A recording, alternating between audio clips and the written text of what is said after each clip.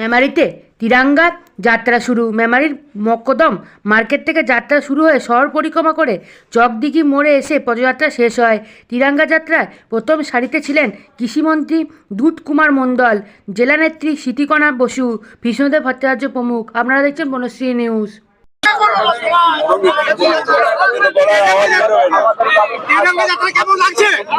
আমি আজকে এত জনসমুদ্র জনপ্লাবন দেখে অত্যন্ত অভিভূত।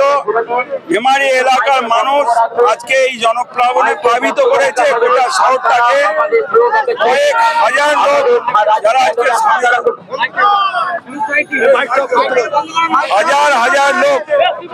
হাজার লোক আজকের এই মেমারি শহরে উপস্থিত থেকে ভারতের ৮০তম স্বাধীনতা দিবসে সফল করেছে।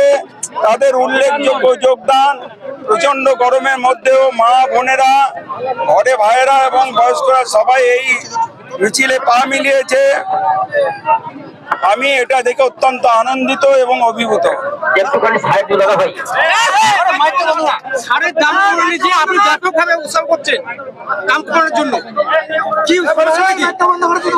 আপনারা কি বাজারে কোথাও গিয়ে এমআরপির বাইরে দাম দিয়ে কোনো জিনিস কেনেন?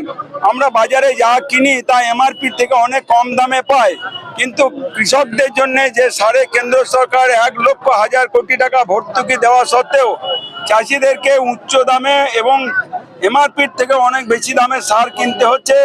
এটা চাষিরা এতদিন তাদের উপর জোর জবরদস্তি মানানো হয়েছে। আমরা এখন সরকার নূতন এসেছে, সরকার তাদের জন্য এমআরপির দামে এমআরপির থেকে কম দামে সার দেওয়ার জন্য আমরা অত্যন্ত সতর্ক।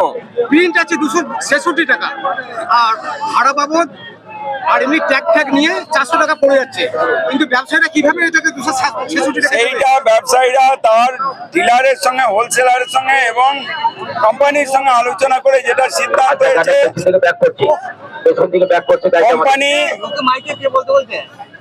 কোম্পানি ডেলিভারি দেবে এবং কৃষকরা সরকারে দেওয়া ভর্তুকি মূল্যেই এমআরপি রেটের থেকে কমে বা এমআরপি রেটের থেকে এমআরপি রেটে দাম পাবে। এর থেকে বেশি চাষিরা দিতে বাধ্য নয়।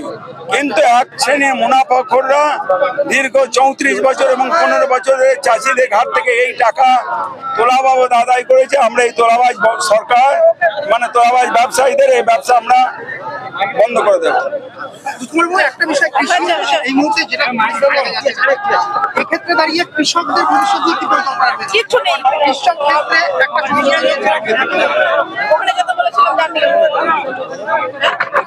আগামী দিনে কৃষকদের ভবিষ্যৎ আরো উজ্জ্বল করার জন্য আমরা